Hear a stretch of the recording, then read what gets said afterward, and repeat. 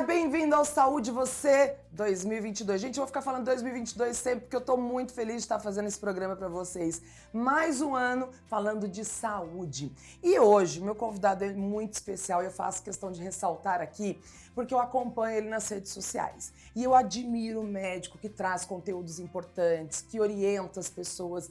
E ele tem um estilo de vida muito legal e cria uma relação muito humanizada com os pacientes. Dr. Marcos Mônaco, seja bem-vindo. Obrigado, Duda. Eu agradecer a todos aqui também pelo convite e a oportunidade de estar falando de saúde. Com certeza. E também de uma especialidade, que é a minha especialidade, cirurgia torácica, que é uma especialidade tão pouco conhecida aqui no Brasil. Mas eu quero te dizer uma coisa. O senhor sabe que antes de vir para o programa eu já te seguia. Certo. E realmente você faz um trabalho muito legal, fala muito bem de saúde, mas você também tem uma vida saudável, esposa, gente, eles são, olha, casal fitness, totalmente alinhado, vocês precisam ver a elegância desse casal. Aliás, fizeram aí matérias, o senhor fez matérias também para a revista Caras, né? Sim, sim. Nós falamos também sobre Covid, os nódulos pulmonares, também foi uma matéria muito bacana. Bom, vamos falar de saúde. Quero aproveitar e mandar um beijo pro meu querido, meu parceiro, tá aqui na elegância, gente. Olha, inclusive fez a consultoria de imagem também pro doutor, que é uma elegância. O nosso querido Cris da Maglia Alfaiataria. Tem rosco, porque ele tá tão elegante aqui atrás da câmera, né? Mas, Cris, um beijo pra você, parabéns aí pelo trabalho. A gente tá muito feliz de ter você aqui na Caras Brasil. Bom, vamos falar de saúde? Bora lá, vamos lá. Doutor, cirurgião torácico, como o senhor falou, é uma especialidade pouco conhecida. Explica pra gente um pouco dessa especialidade. Bom, é uma especialidade que ela é bem consagrada nos Estados Unidos, Europa e Japão. No Brasil também, né? Ela inicialmente era associada à cirurgia cardiotorácica, cirurgia cardíaca. Na década de 90 ela foi desmembrada. Então, o cirurgião torácico, ele tem um papel muito importante no tratamento de doenças do aparelho respiratório, né? Nós fazemos o diagnóstico, o tratamento e o tratamento cirúrgico. Então, assim, para o público entender melhor, né? Nós operamos traqueia, brônquios, pulmões, a pleura, que é a membrana que recobre os pulmões e a costela internamente, diafragma, que é o músculo da respiração, e a parede torácica, que ela compreende as costelas, os músculos do tórax, então, e o esôfago também. Então é uma especialidade que aborda muitos órgãos e não só também da parte cirúrgica, diagnóstico também. Bom, eu quero continuar só te seguindo nas redes sociais, tá? Tá tudo certo. Consultório é só para tomar café. Tá bom. Gente, olha quanta informação importante. Agora, a gente tá no momento, doutor, que a gente ainda tá vivendo, vamos dizer assim, os resquícios da pandemia, e eu não posso dizer que a gente saiu totalmente dela. Como que atua o cirurgião torácico dentro desse cenário de pandemia que, pelo que o senhor explicou, acho que fez muito trabalho, né? Não, sim. A especialidade da cirurgia torácica trabalhou muito, né? Em comparação com as demais, que as cirurgias eletivas, como cirurgia plástica, né? Elas foram suspensas por conta do alto índice de internados. Foram suspensas? Foram suspensas. Inclusive no SUS, as cirurgias eletivas benignas, elas foram suspensas por decreto agora, essa semana. Então o cirurgião torácico não, ele teve que fazer a abordagem cirúrgica, o tratamento dos pacientes críticos em UTI. Então assim, para vocês terem uma ideia, a COVID, ela dá lesão pulmonar, todo mundo sabe, é um vírus que tem predileção pelo aparelho respiratório, e quando o paciente está entubado, ou mesmo não estando, você pode ter ruptura do alvéolo, que é uma condição que a gente chama pneumotórax. Então, perfurou o pulmão. Então, o cirurgião torácico ele tem que atuar num procedimento que é um procedimento cirúrgico mais simples, que é a drenagem do tórax. Fora isso, traqueostomias também, o cirurgião torácico faz. Os pacientes que ficam mais de 2 semanas entubados, eles precisam ser submetidos a uma traqueostomia. Exatamente, se não tem uma previsão de retirada do tubo antes dessas 2 semanas. E até as cirurgias para limpeza do pulmão, nós tivemos que operar pacientes críticos que evoluíram com uma infecção de bactéria, fora a COVID, a bactéria, e formação de pus no pulmão e na pleura. Então o cirurgião torácico tem que operar esses casos também. O senhor sabe que eu fiquei 10 dias entubada, sim, né? Sim. Eu fui então ali, eu quase beirei precisar de um cirurgião torácico. Então, nós, assim, o cirurgião torácico está muito engajado com o paciente crítico da Covid. Eu fui entubada, a gente olha, 85% dos pulmões tomados, vocês sabem a minha história, vocês me acompanham aqui na TV Caras e nas minhas redes sociais, foi um momento muito crítico mesmo. E falando exatamente disso, doutor, como que o senhor viu esse cenário de pandemia, os cuidados que a equipe, né, que vocês tomam, e me conta aí um caso crítico, alguma situação muito crítica que o senhor viveu nesse momento. Bom, assim, desde o início da pandemia, logo no começo de 2020, quando a notificação foi dia 31 de janeiro de 2019, 31 de dezembro de 2019. A notificação? Pelos chineses, que havia uma doença, um vírus, né, o SARS-CoV-2. Então, quando a gente começou a ter mais dados sobre a doença, já no começo de 2020, foram os que vieram da Europa, principalmente a Itália, que foi epicentro da doença, a Espanha e Estados Unidos. Então, quando foi declarado situação de pandemia, a gente teve o primeiro caso aqui no Brasil, a gente logo, em poucas semanas, começamos a receber pacientes graves com coronavírus. Nossa, que loucura! Então, assim, a preocupação sobre contaminação intra-hospitalar, então a gente perfurou o pulmão. Qual que é o meio que a gente tem que fazer essa drenagem para não disseminar o vírus? Porque a disseminação é por aerodispersão. Então, quando o paciente está entubado, ou que é um sistema fechado, não distribui para o ambiente. Mas quando há perfuração, como eu citei, o pneumotórax, esse ar, ele está repleto de vírus, a gente tem que fazer a drenagem. A gente teve que correr atrás também, pegar informação do exterior para fazer toda essa proteção das equipes. Então, a gente viu muita coisa, né? Infelizmente, o pior que são os óbitos, né, dos pacientes, das equipes. Nossa, então quantos colegas? Muitos colegas também tiveram inicialmente. Hoje, graças a Deus, esse índice reduziu muito, mas os cuidados eles têm que ser mantidos, né? Bom, a gente fala desse tema, é uma coisa interessante, porque a pandemia, eu fico tentando imaginar como que vocês médicos receberam um vírus como esse, ninguém sabia o que era, como lidar, a transmissão, os cuidados, como curar, como tratar, gente morrendo, infecção. E aí eu imagino que às vezes a gente vê guerras, né? Os familiares que têm soldados na guerra. Eu fico imaginando a família desses médicos vendo, as pessoas morrendo, a televisão sangrando, e o senhor, como por exemplo o senhor que tem família, saindo de casa para lidar com esse vírus mortal, gente. Sim, que loucura, né? O psicológico das pessoas, da família, do médico. Não foi fácil. Isso é um relato que eu como médico posso passar. Muitos colegas também que tinham filhos pequenos, eles tiveram que dormir fora de casa. Teve muitos que se afastaram, né, da família. Gente, eu falo que médico tem que ser realmente ovacionado nesse momento de pandemia. Muitos, para a gente poder estar na nossa casa com a nossa família, eles abriram mão da família deles, né? É lógico que é uma profissão que foi escolhida, mas ninguém espera viver um momento tenso como esse, né? Exato. Doutor? E não quer dizer que porque é médico não tem o fator emocional também atrelado ali a um ser humano. Então, olha, parabéns pelo trabalho que vocês fizeram e graças à medicina, aos biomédicos, né, que é uma especialidade que hoje eu também estou estudando, quero me formar em breve, mas graças a esses profissionais de saúde, até quem está ali abrindo a porta do hospital, ao segurança de estacionamento, a todos vocês, enfermeiros, técnicos, atendente, recepcionista, todo mundo que fez parte desse momento, porque todos colocaram a vida em risco para que vidas fossem salvas. Então, parabéns, doutor. Com certeza, parabéns a todos. Eu fico emocionada porque eu vivi isso. Eu precisei de cada um desses profissionais ali do meu lado, pegando na mão, rezando, me ajudando, me apoiando, porque eu não tinha minha família do meu lado.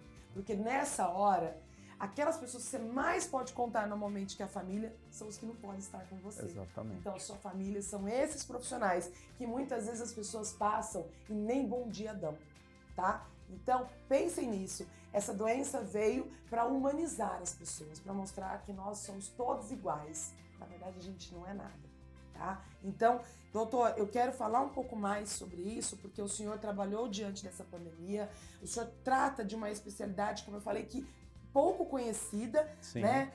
Para vocês terem uma ideia, eu tô há 7 anos na televisão. O senhor é o primeiro cirurgião torácico que eu entrevisto. né? Então, para vocês terem noção do quanto é importante, por isso que a gente está deixando esse tempo, na verdade, ganhando esse tempo, tendo um aprendizado com o cirurgião torácico. Agora, doutor, quais foram os aprendizados, né? Eu já falei um monte de coisa aqui, mas que o senhor teve com essa pandemia? Olha, assim, primeira preocupação com os pacientes também. A questão humana, né? A gente que citou aqui da família. Você também no início falou, fitness. Tô no caminho, né? Eu vou chegar lá do fitness. Mas é uma questão assim de cuidar da saúde, né? Da nossa saúde, cuidado, né? Para que nós possamos cuidar da saúde do próximo. Então era uma preocupação também. Eu estava com sobrepeso também, baixei, melhorei minha condição cardiorrespiratória para a gente também não ficar doente. Eu fui contaminado, minha equipe toda, inclusive 2 cirurgiões torácicos que trabalham comigo há mais de 10 anos, ficaram em UTI, também graves. Então a gente aprendeu muita coisa, a dar o valor à vida. A gente sempre cuida da vida, mas o médico ele tem que dar valor, muito valor a isso. E eu aprendi também, como você citou, as equipes multidisciplinares, né? Valorizar bem o fisioterapeuta que ele está ali na linha de frente. Nossa, como eles são importantes na pandemia, no Covid. Sim. Como o fisioterapeuta é importante? Só também um outro caso. Quando começou, vinha informação, né, de fora dos Estados Unidos que a gente tinha, que não se podia colocar o paciente em ventilação não invasiva, que são aquelas máscaras que injetam ar sob pressão. Isso mudou muito. Como que é a VNI? Eu usei. Exato. Então a VNI, assim, eu falo, não só ela, mas também a abordagem da terapêutica com anticoagulante, os corticoides, no momento necessário, mas a VNI também ajudou a mudar o curso da doença. Então a gente evitou muitas intubações.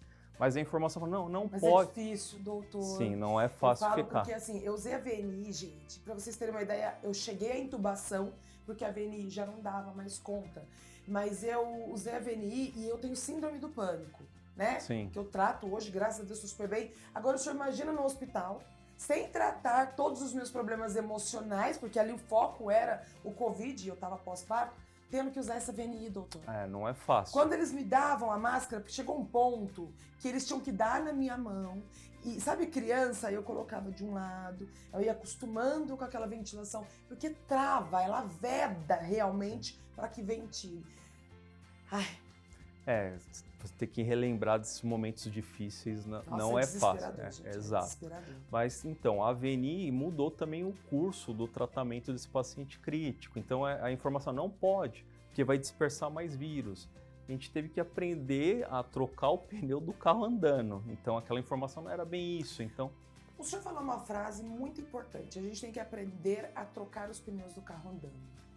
Eu sei que é uma pergunta difícil, mas o fato de aprender a trocar os pneus do carro andando, isso ocasionou mortes? Olha, nós tivemos muitas mortes, né, dos pacientes, também porque até exato, obesidade, cardiopatia, diabetes, né, doenças imunossupressoras foram os pacientes mais frágeis, né, para a Covid são.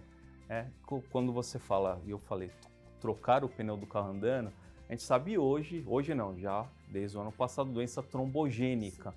Então, a gente anticoagular o paciente no tempo necessário, aquele que precisa, né? Porque a formação de um trombo num vaso, uma artéria, uma veia importante, acarreta a morte, o óbito desse paciente, né? Então, tudo isso foi muito dramático, mas eu vejo com bons olhos, né? Que a medicina ela conseguiu aprender num momento como um momento de guerra. Nós conseguimos superar e estamos superando. Guerra, essa é a palavra. Exato. Doutor, sequelas pulmonares, em que situação? Porque assim, eu, por exemplo, eu fiquei bem, assim, durante um bom tempo após a intubação, eu diria meses, sentindo aquele cansaço, foi uma recuperação lenta, né? Mas tem pessoas que eu converso que ficaram com sequelas realmente. Sim. E que precisam ainda dar continuidade. Agora, em que momento a pessoa perceber que essa sequela é tão importante que deve ser procurado um especialista? Então, as principais sequelas é a fibrose intersticial do pulmão. O que é fibrose, doutor? O pulmão, ele é um órgão elástico. Todo pneumologista ou cirurgião torácico faz a associação do pulmão com um balão, né, cheio de ar. que ele movimenta, ele infla, né? Sim. E solta, então ele tem essa elasticidade, essa complacência.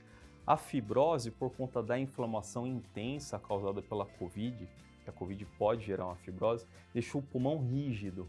Então esse pulmão rígido, ele perde essa complacência, essa elasticidade, você não consegue trocar bem, fazer a troca gasosa do gás carbônico com o oxigênio. Então essa é uma das sequelas. A outra, a bronquiectasia, que é a dilatação dos brônquios, por conta também das lesões da COVID, dilata o brônquio. Então é aquele paciente que sempre está com tosse, pigarro.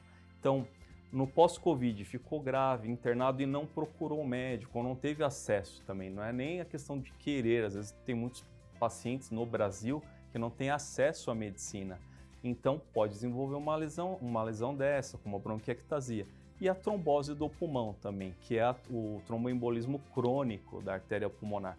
Então, essas são as três principais e descritas. Então, o que o paciente que esteve internado, está com sintoma respiratório, ele tem que procurar um médico para fazer uma avaliação adequada. É lógico que a gente sabe, desde a SARS-CoV-1, lá de 2003, na China, o primeiro coronavírus que causou dano para o aparelho respiratório, a gente já sabia que o coronavírus pode gerar essas sequelas. E o tratamento adequado, doutor, o que é o tratamento? Saiu da situação grave, daí está acompanhando no consultório ou no ambulatório de hospital, até mesmo público, o médico saber, bom, esse é o tempo de eu fazer um tratamento de resgate desse pulmão, que pode ser corticoterapia, também que foi já muito falado, para evitar a ação dessas células inflamatórias, principalmente o fibroblasto. O fibroblasto ele causa essa fibrose do pulmão, essa cicatrização. E também a reabilitação com fisioterapia é extremamente importante. De novo, os fisioterapeutas, a gente falando aqui, para a gente melhorar essa condição cardiorrespiratória do paciente. No pulmão são essas três. É muita coisa, né? Tem bastante coisa. Doutor, agora sim, teve um caso, né, que ficou muito falado aí sobre o pulmão artificial, infelizmente aí pela perda, né, de várias pessoas. Gente, eu vou citar o Paulo Gustavo, mas são várias pessoas que foram perdidas, né? Que Paulo Gustavo, uma pessoa da mídia, de grande notoriedade, então veio à tona aí o tão falado pulmão artificial. Agora, é o cirurgião torácico que manuseia este equipamento? O cirurgião torácico é uma das especialidades que eles são experts com a ECMO, que é o equipamento, que é uma bomba, né, que ela retira o sangue do paciente e a gente consegue fazer a oxigenação com essa membrana. A gente retira o sangue venoso, oxigena, tira o CO2, coloca o oxigênio... Hematose. Na verdade, assim, a gente faz essa oxigenação nas hemácias. Tá. E ele retorna para o corpo. Então, isso assim, quando é colocado, é lógico, tem vários critérios que tem que ser seguidos. Não é para todos. Como você perguntou, o cirurgião torácico é o especialista que maneja o aparelho, faz a cirurgia para colocar esses catéteres nos vasos sanguíneos e o cirurgião cardíaco também faz. São as duas especialidades que atuam com ECMO. E a ECMO, assim, onde tem o acesso a esse recurso, essa bomba, é uma circulação extracorpórea nos grandes centros. E é necessário uma equipe multidisciplinar, que é o perfusionista, né, a enfermeira vai estar habituada com o aparelho, os médicos. Então é lógico, tem que ter um critério de avaliação para qual paciente que vai para a ECMO e infelizmente não são todos os centros hospitalares que dispõem desse aparelho. Doutor, eu vi que inclusive uma matéria sua na revista Caras falou sobre os nódulos pulmonares. Né? Muitos pacientes que tiveram Covid, eles foram diagnosticados com esses nódulos por terem realizado tomografia do tórax. Como que foi isso? Bom, assim, muitos protocolos, a COVID ela causa uma lesão, uma pneumopatia, né? A gente chama de pneumopatia viral, uma pneumonite viral. O raio-x simples de tórax, ele geralmente não vê, que ficou muito famoso, a lesão em vidro fosco, você citou 80%. Eu costumo dizer 80% do quê? É vidro fosco ou tinha consolidação, áreas de necrose, então tem muito detalhe no que tem essa imagem. Esse paciente, os protocolos preconizavam fazer a tomografia, que é o padrão ouro, né, de imagem para pulmão. A tomografia é o melhor exame de imagem. E assim, mirava para tentar diagnosticar uma lesão da COVID, mas acertava também em outra lesão, que são nódulos. Então, muitos pacientes fizeram tomografia e foi diagnosticado nódulo. Então, tratou da COVID, curou da COVID, daí vamos tratar o nódulo.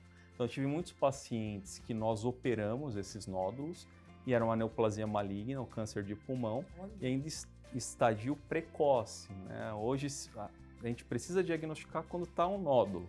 Quando já é uma massa, uma lesão maior, o tratamento é quimioterapia, né? É outro tratamento. E são resolvidos realmente o paciente quando o nódulo, mesmo que maligno ali, precocemente? Exato. A gente tem índices acima de 90% de cura com a operação. Todos os tipos de câncer, na verdade, né, doutor? Precocemente. É que, infelizmente, tem tipos de câncer como pâncreas que a pessoa consegue identificar precocemente. E o de pulmão também. E o pulmão também. O que acontece? É que aí o paciente, por causa de uma coisa, descobriu outra. Exato. Daí por isso que a gente tem esses casos. E também tumor de mediastino, por conta da COVID, operamos, e os nódulos. Se fala muito no mundo sobre o screening. A gente tem screening de câncer de mama, que a gente rastrear, né, a mulher que pode ter o câncer de mama, com mamografia, ultrassom. O screening para câncer de próstata, mas para pulmão, fora já se faz, né? Então aquele paciente que tem uma carga tabágica, ele já fuma há muitos anos, já tem uma idade, então ele é eleito a fazer uma tomografia de tórax para a gente tentar rastrear um possível caso que tem um tumor. Daí, sendo precoce, a maior chance de cura. Bom, eu tenho duas perguntas importantes para a gente encerrar aqui. Uma é, o que o senhor acha que está dando certo nesse período aí da Covid? Sem dúvida nenhuma, a vacinação. A vacinação. Né? A gente tem mesmo a taxa de letalidade do vírus mais baixa, é lógico, a gente está tendo um novo surto da Omicron, né? Só que a gente ainda não tem essa resposta correta, se o vírus está perdendo força, se é um vírus menos letal, ou se as vacinas estão fazendo o papel delas, são mais eficazes e garante uma imunidade e o paciente consegue reagir melhor quando infectado, ou até mesmo o bloqueio da vacina contra a infecção. Então, sem dúvida nenhuma, a vacinação, a gente aprendeu e deu certo nessa pandemia, está dando certo. E também o cuidado dos médicos, que nós aprendemos melhor o manejo da doença, né, nesses 2 anos de pandemia.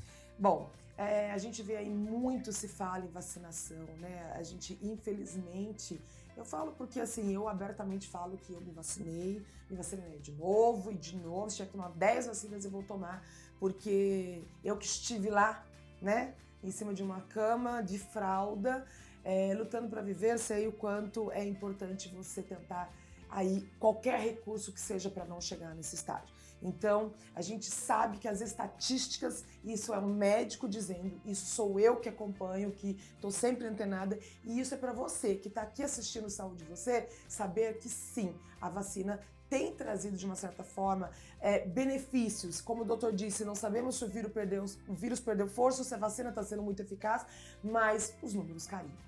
Então, a estatística mostra que isso melhorou muito.